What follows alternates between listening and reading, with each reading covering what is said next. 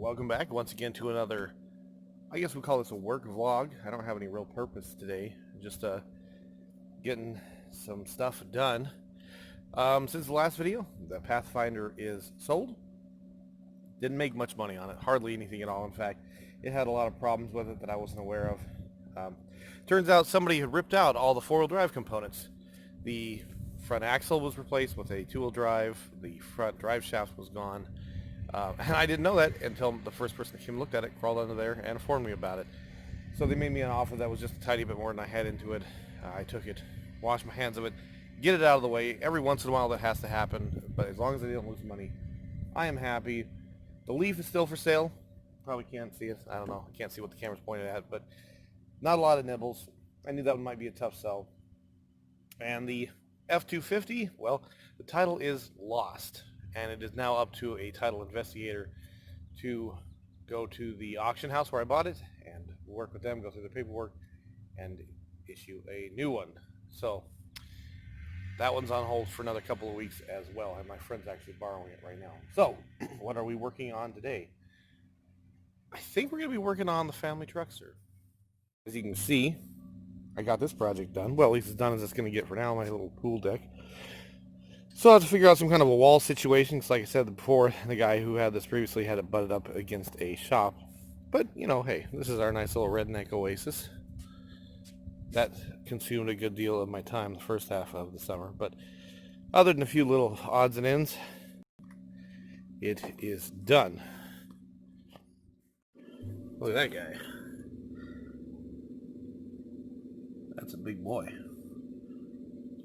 What are you? You pissy? You dead? No, he's not dead. So we're going to spend a little more time talking about the family truckster today.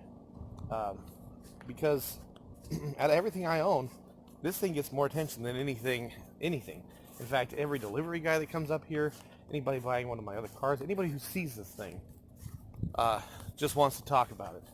And I started it 3 years ago, maybe 4. I think it was 3 years ago. And yeah, I got a long ways with it, and then we had a baby, and it kind of has been on hold for years and years. And as a result, unfortunately, there's a lot of stuff that has to be redone. But I kind of find myself without a lot of projects right now. So, I don't know, maybe we'll get back to work on it, like I said. So, I'm going to show you around it a little bit. So, here she is. This is going to be my replica of the Wagon Queen family truckster from National Lampoon's Vacation. And with all the descriptions that I do, I'm going to assume that you've seen the movie, because if you have not, we absolutely cannot be friends. So in the movie, the car that was used is a 1979 Ford LTD Country Squire station wagon, which the movie came out in the early 80s, so it was a brand new car at the time. And they just wanted to make it the most ugly, gaudy caricature of an American station wagon that they could at the time. Their goal was to make it as ugly as they possibly could. And they did. However, the car is an icon. It's one of my favorite movies of all time. I grew up idolizing Clark Griswold, and I, some years ago, decided I wanted to build a movie car. I have a fascination with movie cars, TV cars, things like that. I love them. I wanted to build one. It needed to be something that, of course, I could afford, so something like an Ecto-1 is, or a DeLorean time machine is out of the question. And it also needed to be something that would hold my whole family, which is an even trickier challenge. And I came up with this. I hadn't seen a lot of them, and truly are not that many of them around, replicas of the family truckster.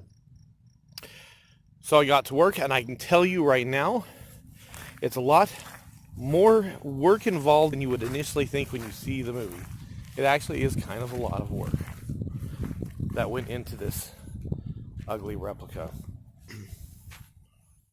The first challenge was finding the car. You would be surprised how hard it is to find a Ford LTD Country Squire, or actually in the case of this car, this is actually a 1989 Ford Crown Victoria. They're hard to find because, but that doesn't make them desirable. They're just hard to find. Cash for Clunkers took out a ton of them, and so did Demolition Derbies. These things are some of the kings of the demolition derby circuit, and you would be surprised how many of them have fallen away, especially the wagons. The wagons, a lot of demolition derbies have outlawed wagons, but what they'll do is they'll crush that back bit down. They'll call it a sedagon, and it's actually an extremely reinforced rear end, and they were almost indestructible on the demolition derby circuit. So there's not a lot of them left. I could not find one. I was prepared to travel all over the country to find one, and I put an in search of in Craigslist. And somebody wrote me saying that a junkyard about 50 miles away actually had one sitting out front for sale. So we drove down and took a look at it, and it was this car. Well, this car before I got to work on it, it was actually in phenomenal condition. This currently has 93,000 original miles on it. The interior, when I got it, was in fantastic condition. It's dirty now with a lot of junk and stuff, but it was in great condition. As you can see, a bunch of junk, and it's very dirty. Cleanable though. Anyway, they told me it ran great. It's got a 5.0 liter under the hood, and I decided, you know, they wanted $2,000 for it. Let me just say that. And we decided that we were going to take it for a test drive, and it wouldn't start. Could not get it to start. Could not get it to run. So they told me they would take a look at it and call back in a couple of days. I did, and they said they couldn't figure it out. They wanted $2,000 for it. They said they'd take $1,800. I said no, without being able to hear it run or anything like that, I could do $1,000. They said no. 24 hours later, they called me back and said, okay, come get the car. And they would even deliver it for free. So I paid for it. They dropped it off with a tow truck. And there she sat. I'm on my way back to show you some of the parts I took off of it and the parts car I bought for it while I continue the story. But anyway, so after some tinkering around, I figured it was a fuel delivery problem. Fuel pump is what I was sure that it was. I ordered a new one and everything. And once I drained and dropped the tank, I found out it actually wasn't the fuel pump. It was a little return, a little tiny rubber hose about that long. That goes from the pump. See, I'm trying to remember exactly where it was. It was something in the tank. It was some kind of little fuel return hose that was almost torn in half. So the fuel was getting sucked up, but it wasn't actually making it to the fuel lines. No pressure, no fuel. I replaced the pump anyway since I had a new one and it was cheap. And I replaced the hose, and she ran, and still does run like a dream. In fact, I started her up the other day. Aside from having a bad battery, she fires right up, and she runs fantastic. It's actually one of the most comfortable driving cars that I own.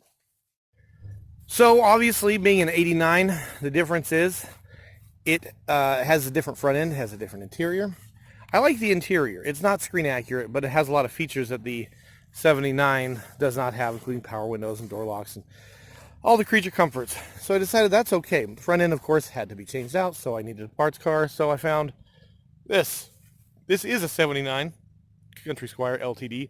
I got this for $300. I had to drive about 100 miles to get it. And it doesn't run. It has a 351 Windsor in it, but it's locked up. They said it ran when it was parked. It's been sitting for like 20 years. And that's okay. It doesn't need to run. I needed the front end off of it. I needed the hood. I needed some other parts. And before I even bought the car, I realized that I needed even more parts than I could get off of just one car, because as you've seen in the movie, it has 2 sets of taillights, 4 headlights. Well, actually, there are 4 sets of 4, so it has 8 headlights. So I knew I needed more. So before I even started building this whole car, before I bought any cars, I found one at the junkyard and pulled some stuff off of it. But I got this car for parts. We towed it back home, and the project began. I don't know if I want to open it because it's probably full of wasps, but the front end of the 89, I was going to pull out and show you, but can't really, is in there. I've actually sold a lot of parts from both of these cars on eBay that actually made this car pretty much free. But anyway, this is the old parts car as she sits.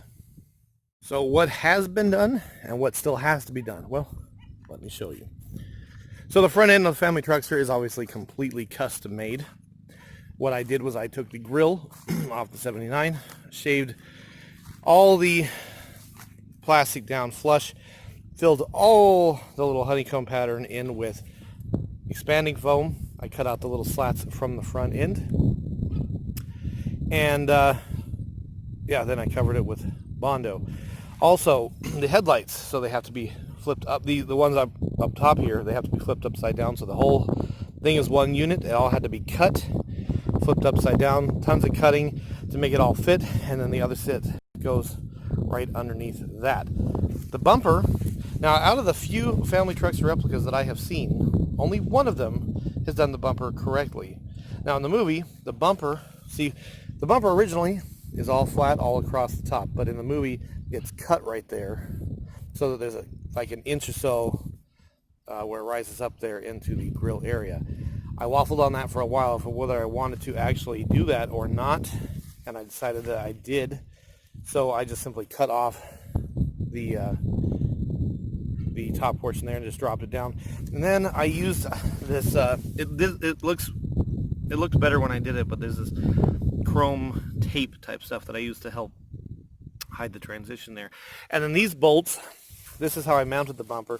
These are huge long threaded rods that went through the radiator support back there. They don't actually touch the radiator or affect anything. And then I've got bolts on both sides of the bumper until I get it correct. And then I'm going to weld it from the other side. And then I'm going to cut these off. And then there are these rubber bumper guards that will cover the holes so you will not see them. Grill is just a piece of mesh wire. That's what they did in the movie as well. And this is the damage from the Mustang door incident, slamming into that headlight. That really bummed me out, and I was going to hold off on getting back to work on this until I found another headlight. The problem with the headlights are, like I said when I said the cars were rare but not valuable, sometimes these will pop up at junkyards, and this will be $2 part. If I go on eBay right now, this is a $170 part. And I know this because that's about what I got for the headlights off of the 89. The bezels, I sold those for, actually I think I got about $150 a piece for those. So I'm just going to work around this. And it actually is okay because, as you know, in the movie, the car was pretty beat up throughout the course of the whole movie.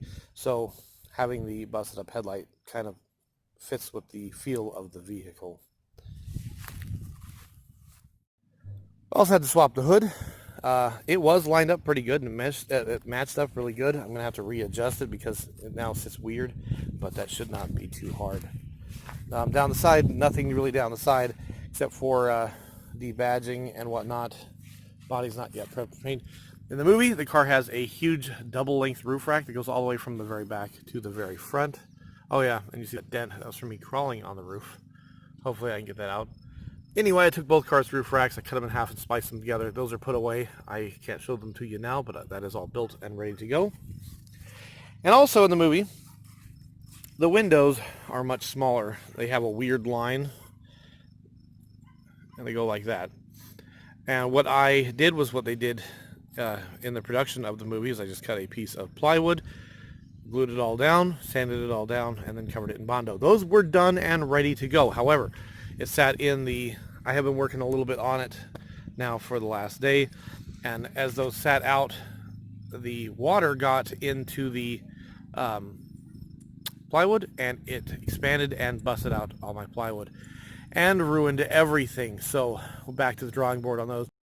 I think I will still go with plywood, but I'm going to have to really seal it really well to keep that from happening again. And speaking of the weather damaging things, and again, I'm better with Bondo than I was at the time when I Bondoed right over the chrome.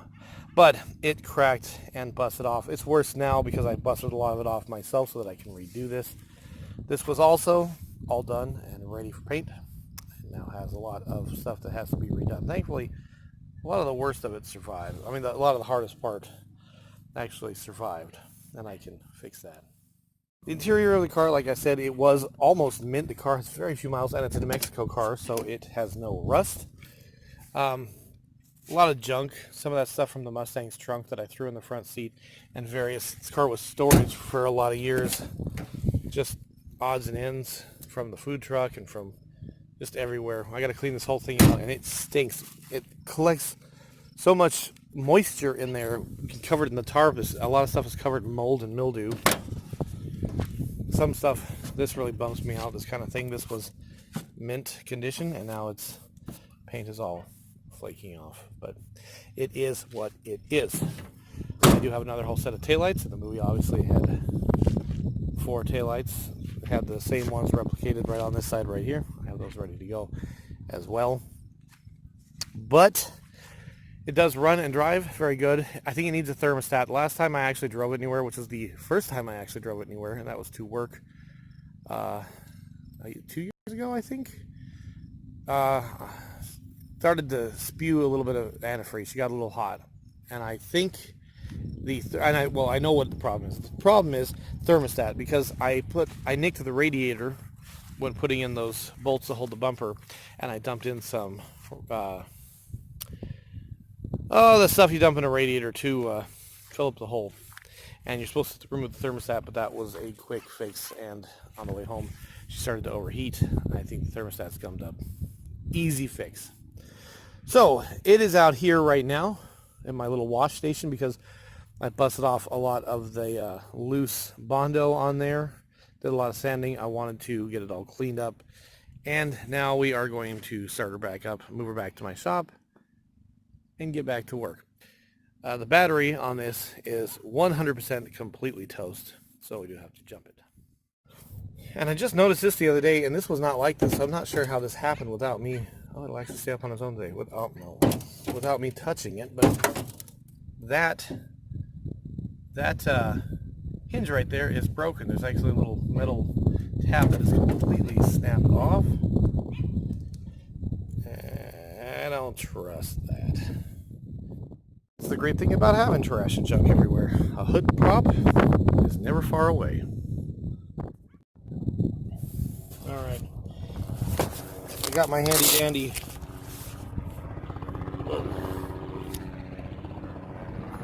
we're in a no-fly zone. So what is he doing here? Interesting. We don't see choppers or aircraft fly over too often, especially low like that. Anyway, so this is my battery pack, Gulu power bank. I've not used it a bunch. I use it mainly for when I am looking at cars at the auction. The way they have to do it now, where you have to go and preview the day before, it's not always a guy with a jumper pack on hand, so I got this for myself so that I can jump the cars myself. It's pretty handy. Get quite a few charges out of it. I think I've already used this like 4 times already. But we'll go ahead and hook it up. Correct. We hit the little boost button. That's correct. Let's fire it up. Now this is not a cold start. I did have it running recently quite a few times. Oh God, it stings in here, the mildew. I hate the fact that there's now so much more work than there was previously. There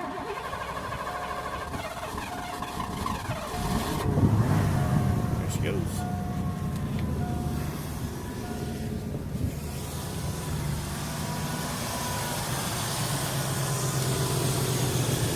All right, let's get her moved. All right. Okay. Air conditioning, unfortunately, does not work. It's one of the only, actually no, it is the only thing in this car that does not work. The window, that's another bummer. That was not cracked when I bought it. That happened over one winter. Whoa. Watch where I'm going. You see where we're going? I can't.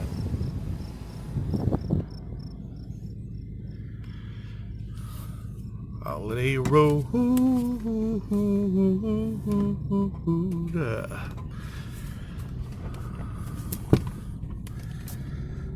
I love this car. This car. Holy crap. Oops. I did not just rip off the bumper. Oh my goodness. I love this car to death. I really do. This car and me. And I really am not joking about, out of all the cars that I have owned, about how this one is probably one of, if not the most comfortable car to drive. This is from the era when everything was so, the power steering was so overpowered. I mean, you can pinky drive this thing easy peasy. It's comfortable. It just floats down the road. And it has enough power too, you know, that 5.0. I mean, I'm sure the parts car with the 351, that probably gets up and scoots too. But again, that comes down to the fact that I'm actually kind of glad that it worked out the way that it did with me getting the 89, because it just has more creature comforts, fuel injection, things like that. It's just better. Oh my gosh, she's so comfortable. I really love this car. And you know what? The funny thing is, I've had so many offers to buy it, you know, as it sits, including one that just going to turn around here at the Grange, including one that just came through yesterday in my Ford box group. I posted pictures of it saying I was getting it back out and getting it back to work. I had like 2 or 3 people make offers on it. You know, enough to actually make some money, but I don't want to sell it just yet for a couple of reasons. One, as she sits, it's just, she's not commanding much money. I mean, I only have like $2,000 into this. I've had like some $25,000 and $3,000 offers, and that's just for the amount of work that I have put into this. It's just not quite enough. Making sure there's no cars. It's just not quite enough money to justify the amount of man hours. I have a whole summer, believe it or not, into this car. Not just the actual work, but into the finding the parts car. It's just a lot of work. You know, the road trip to get the parts car was a lot of fun with my brother, and I'm not ready to just get rid of all that for $1,000. Now, when it is done, if it is even halfway decent, they're actually commanding a lot of money. There have been 2 pretty decent, but not 100% accurate replicas go across Barrett-Jackson over the last 2 years, and the cheapest one bought $36,000. The most expensive one was almost $100,000 for a replica. And a guy that I know who has another replica, I can say this because it's now not his. It was a fairly poor replica. He did, some of it was very good, some of it was very inaccurate. And he, again, like me, had only a couple $1,000s into it, and he got $13,000 for his. And if I could get a $10,000 or so profit, yeah, I would take that all day long. As much as I love it, I would take a $10,000 profit, and I would do it again. I would build another one. I would enlist some help. I'd get it done faster. I'd do it better, and I'd sell it, and I'd make money on it too, because everything is for sale for a price. And if I could build trucksters for a living, that would be a heck of a job, in my opinion. Alright, so I've got her back at my shop. I don't really want to pull her inside. We're not supposed to have rain for days, and I like working outside a little bit better. First things first, we got to prep this front end and throw some Bondo back on there. I don't know if I'm going to do that on this video, or if I'm just going to wrap this up here and have it be kind of a... No, you know what? I am going to wrap this up here, and I'm going to call this just an introduction to the Truckster project video, because you've not really been introduced, and now you have. You're formally introduced. Audience, this is the Truckster. Truckster, this is the audience. Now you officially know each other, and we can move forward with this project together, hopefully. So that is that. I hope you enjoyed it. Thanks for watching. Please like, comment, and subscribe. Ring the notification bell, and I will see you on the next one.